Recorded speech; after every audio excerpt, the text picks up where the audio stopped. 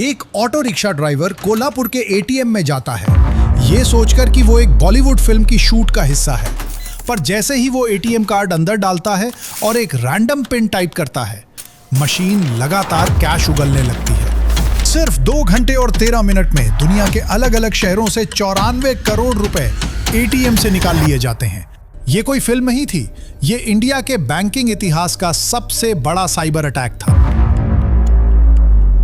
इस पूरे खेल की शुरुआत किसी बड़े धमाके से नहीं, बल्कि एक आम साइबर मिस्टेक से हुई थी। डेट थी 19 मार्च 2018।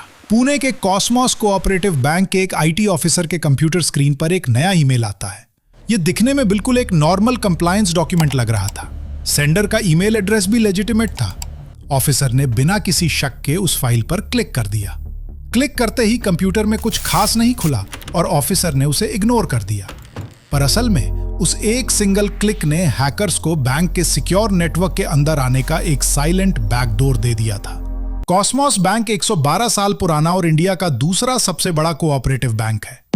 इतने बड़े इंस्टीट्यूशन के सिक्योरिटी आर्किटेक्चर के अंदर अब अनजान साइबर अटैकर्स दाखिल हो चुके थे। उन्होंने अगले 5 महीनों तक चुपचाप बैठकर पूरे डिजिटल इंफ्रास्ट्रक्चर को मैप किया और बैंक के काम करने के तरीके को बारीकी से समझा। नेटवर्क को पूरी तरह समझने के बाद हैकर्स ने सिस्टम का सबसे बड़ा वीक पॉइंट ढूंढा, एटीएम स्विच। इस टेक्निकल प्रोसेस को समझने के लिए नॉर्मल बैंकिंग का रूल जानना जरूरी है। जब आप एटीएम में कार्ड डालकर पिन एंटर करते हैं तो मशीन एटीएम स्विच को रिक्वेस्ट भेजती है। यह स्विच मिडलमैन होता है जो रिक्वेस्ट को बैंक के मेन ब्रेन यानी कोर बैंकिंग सिस्टम सीबीएस के पास भेजता है। सीबीएस आपका बैलेंस और ट्रांजैक्शन लिमिट चेक करके पैसे डिस्पेंस करने का फाइनल ऑर्डर देता है। हैकर्स ने इस पूरे टेक्निकल प्रोसेस का एक कमाल का तोड़ निकाल लिया। उन्होंने बैंक के सिक्योरिटी सिस्टम्स की नजरों से बचकर रियल स्विच के साथ एक इनविजिबल प्रॉक्सी स्विच खड़ा कर दिया। इस प्रॉक्सी स्विच का सिर्फ एक ही काम था, जैसे ही कोई विड्रॉ रिक्वेस्ट आए उसे रियल ब्रेन सीबीएस तक जाने ही ना दो। वो रिक्वेस्ट को बीच में ही रोक लेता और बिना किसी अकाउंट बैलेंस या डेटा को चेक किए उसे ऑटोमेटिकली अप्रूव कर देता। ये बैंक के टेक्निकल इंफ्रास्ट्रक्चर के अंदर बनाया गया एक ऐसा ग्लिच था जहां आप कोई भी कार्ड डालो, कोई भी रैंडम पिन डालो और मशीन बिना किसी रोक टोक के लगातार कैश डिस्पेंस करने लगेगी। लेकिन हैकर्स के सामने अभी भी एक बड़ी टेक्निकल प्रॉब्लम थी। हर एक एटीएम मशीन की अपनी एक विड्रॉ लिमिट्स होती है। अगर उन्हें हजारों करोड़ रुपए निकालने थे तो उन्हें एक साथ बहुत सारी मशीन से पैसा निकालना था।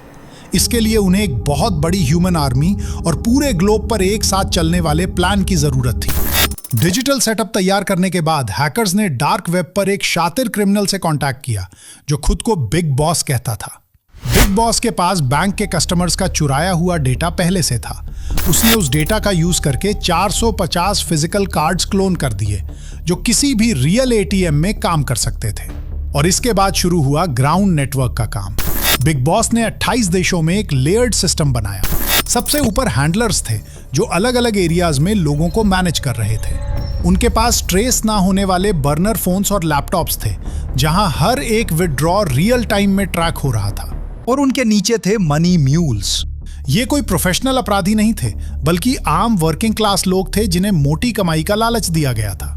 इंडिया में तो कई लोगों को यह तक बोला गया कि कोल्हापुर में एक बॉलीवुड फिल्म की शूटिंग चल रही है और उन्हें बस एक्टिंग करने के लिए $500 मिलेंगे। ये बेचारे लोग लाइन में खड़े हो गए, बिना ये जाने कि वो इंडिया के इतिहास की सबसे बड़ी लूट का हिस्सा बन रहे हैं। हैकर्स ने अटैक के लिए सैटरडे 11 अगस्त की दोपहर चुनी। ये वो वक्त होता है जब बैंक में सिर्फ स्केलेटन क्रू होता है और इंटरनल रिस्पांस टाइम सबसे कम होता है। साथ ही उन्होंने टाइम जोन के एक बड़े ब्लाइंड स्पॉट का फायदा उठाया। जब इंडिया में सैटरडे आफ्टरनून थी तब न्यूयॉर्क में फ्राइडे इवनिंग चल रही थी। यानी वीजा की US based fraud detection teams weekend के लिए वाइंड अप कर रही थी। दोपहर एग्जैक्टली 3 बजे प्रॉक्सी स्विच लाइव हुआ।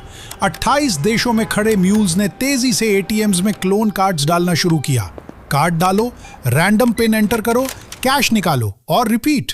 जब यूएस में वीजा के एल्गोरिदम्स ने इस एबनॉर्मल स्पाइक को पकड़ा और पुणे में बैंक को अलर्ट किया, तब तक हैकर्स ने बैंक की स्क्रीन्स को मास्क कर दिया था ताकि लोकल आईटी टीम को कोई रेड फ्लैग ना दिखे।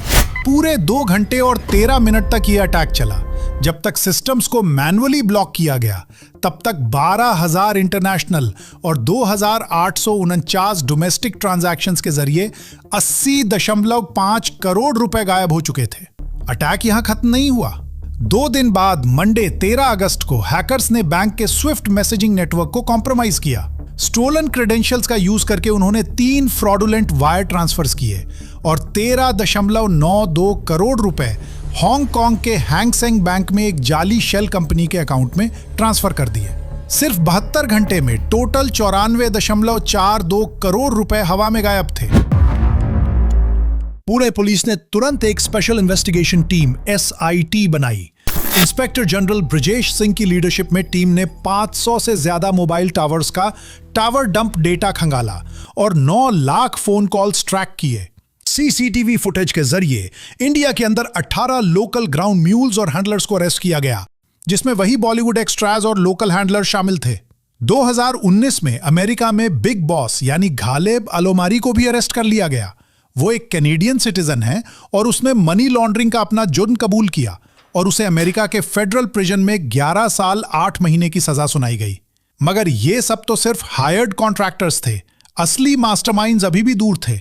FBI और इंटरनेशनल एजेंसीज ने पूरी दुनिया के सामने एक बड़ा खुलासा किया। कॉस्मोस बैंक हाइस्ट के पीछे कोई आम हैकर्स नहीं, बल्कि नॉर्थ कोरिया की मिलिट्री इंटेलिजेंस एजेंसी का सबसे dangerous state sponsored cyber warfare unit था, द लेज़ारस ग्रुप। उनके 3 ऑपरेटिव्स पार्क जिन ह्यूक, जॉन चैंग ह्यूक और किम इल ने प्योंगयांग में बैठकर इस पूरे अटैक को एग्जीक्यूट किया।